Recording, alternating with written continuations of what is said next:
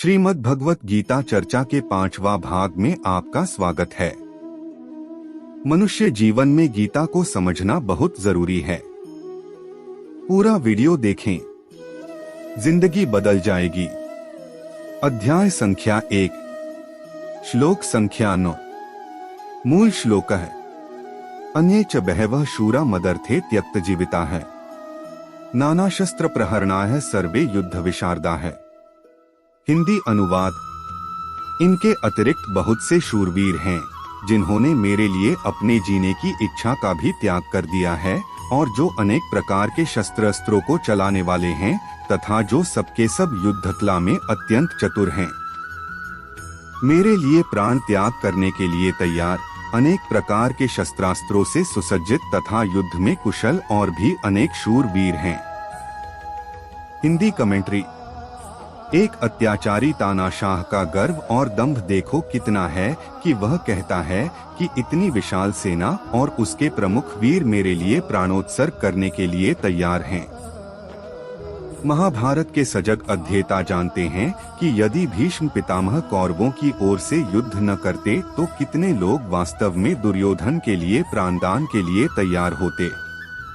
भीष्म के द्वारा हमारी रक्षित सेना अपर्याप्त है, किंतु भीम द्वारा रक्षित उनकी सेना पर्याप्त है। अथवा व्याख्या, अन्ये च बहवः शूरा मदर्थे त्यक्त जीविताः। मैंने अभी तक अपनी सेना के जितने शूरवीरों के नाम लिए हैं उनके अतिरिक्त भी हमारी सेना में बाहलीक, शल्य, भगदत्त, जयद्रथ आदि बहुत से शूरवीर महारथी हैं जो मेरी भलाई के लिए, मेरी ओर से लड़ने के लिए अपने जीने की इच्छा का त्याग करके यहाँ आए हैं।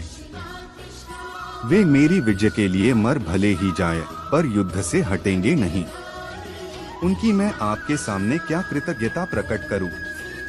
नाना शस्त्र प्रहरणाः सर्वे युद्ध विशारदा है। ये सभी लोग हाथ में रखकर प्रहार करने वाले तलवार, गदा, त्रिशूल आदि नाना प्रकार के शस्त्रों की कला में निपुण हैं और हाथ से फेंककर प्रहार करने वाले बाण, तोमर, शक्ति आदि अस्त्रों की कला में भी निपुण हैं। युद्ध कैसे करना चाहिए, किस तरह से, किस पैंतरे से और किस युक्ति से युद्ध करना चाहिए, सेना को किस तरह खड़ी करनी चाहिए आदि युद्ध की कलाओं में भी ये बड़े निपुण हैं, कुशल हैं। संबंध दुर्योधन की बातें सुनकर जब द्रोणाचार्य कुछ भी नहीं बोले तब अपनी चालाकी न चल सकने से दुर्योधन के मन में क्या विचार आता है, इसको संजय आगे के श्लोक में कहते हैं। अध्याय संख्या 1, श्लोक संख्या 10। मूल श्लोक है, अपर्याप्तम तदस्माकं बलं भीष्माभिरक्षितम्, पर्याप्तं त्विद्मे तेषां बलं भीमाभिरक्षितम्। हिंदी अनुवाद, वह हमारी सेना पांडवों पर विजय करने में अपर्याप्त है, असमर्थ है, क्योंकि उसके संरक्षक उभय पक्षपाती भीष्म हैं। परंतु इन पांडवों की सेना हमारे पर विजय करने में पर्याप्त है, समर्थ है, क्योंकि इसके संरक्षक निज सेना पक्षपाती भीमसेन हैं। भीष्म के द्वारा हमारी रक्षित सेना अपर्याप्त है, किंतु भीम द्वारा रक्षित उनकी सेना पर्याप्त है। अथवा भीष्म के द्वारा रक्षित हमारी सेना अपरिमित है, किंतु भीम के द्वारा रक्षित उनकी सेना परिमित ही है। हिंदी कमेंट्री। हिंदुओं की प्राचीन युद्ध पद्धति में किसी सेना के सेनापति के साथ साथ कोई योद्धा सेना का रक्षक भी होता था, जिसमें शौर्य, साहस और बुद्धिमत्ता जैसे गुण आवश्यक होते थे। कौरव और पांडव पक्षों में क्रमश भीष्म और भीम रक्षक थे। वह हमारी सेना पांडवों पर विजय करने में अपर्याप्त है, असमर्थ है, क्योंकि उसके संरक्षक उभय पक्षपाती भीष्म हैं। परंतु इन पांडवों की सेना हमारे पर विजय करने में पर्याप्त है, समर्थ है, क्योंकि इसके संरक्षक निज सेना पक्षपाती भीमसेन हैं। व्याख्या, अपर्याप्तम तदस्माकं बलं भीष्माभिरक्षितम्। अधर्मन्याय के कारण दुर्योधन के मन में भय होने से वह अपनी सेना के विषय में सोचता है कि हमारी सेना बड़ी होने पर भी, अर्थात पांडवों की अपेक्षा 4 अक्षौहिणी अधिक होने पर भी पांडवों पर विजय प्राप्त करने में है तो असमर्थ ही, कारण कि हमारी सेना में मतभेद है। उसमें इतनी एकता, संगठन, निर्भयता, निःसंकोचता नहीं है जितनी की पांडवों की सेना में है। हमारी सेना के मुख्य संरक्षक पितामह भीष्म उभय पक्षपाती हैं, अर्थात उनके भीतर कौरव और पांडव दोनों सेनाओं का पक्ष है। वे कृष्ण के बड़े भक्त हैं। उनके हृदय में युधिष्ठिर का बड़ा आदर है। अर्जुन पर भी उनका बड़ा स्नेह है। इसलिए वे हमारे पक्ष में रहते हुए भी भीतर से पांडवों का भला चाहते हैं। वे ही भीष्म हमारी सेना के मुख्य सेनापति हैं। ऐसी दशा में हमारी सेना पांडवों के मुकाबले में कैसे समर्थ हो सकती है? नहीं हो सकती। पर्याप्तं विद्मेतेषां बलं भीमाभिरक्षितम्, परंतु यह जो पांडवों की सेना है, यह हमारे पर विजय करने में समर्थ है। कारण कि इनकी सेना में मतभेद नहीं है, प्रत्युत सभी एक मत होकर संगठित हैं। इनकी सेना का संरक्षक बलवान भीमसेन है, जो कि बचपन से ही मेरे को हराता आया है। यह अकेला ही मेरे सहित 100 भाइयों को मारने की प्रतिज्ञा कर चुका है, अर्थात यह हमारा नाश करने पर तुला हुआ है। इसका शरीर वज्र के समान मजबूत है। इसको मैंने जहर पिलाया था तो भी यह मरा नहीं। ऐसा यह भीमसेन पांडवों की सेना का संरक्षक है, इसलिए यह सेना वास्तव में समर्थ है, पूर्ण है।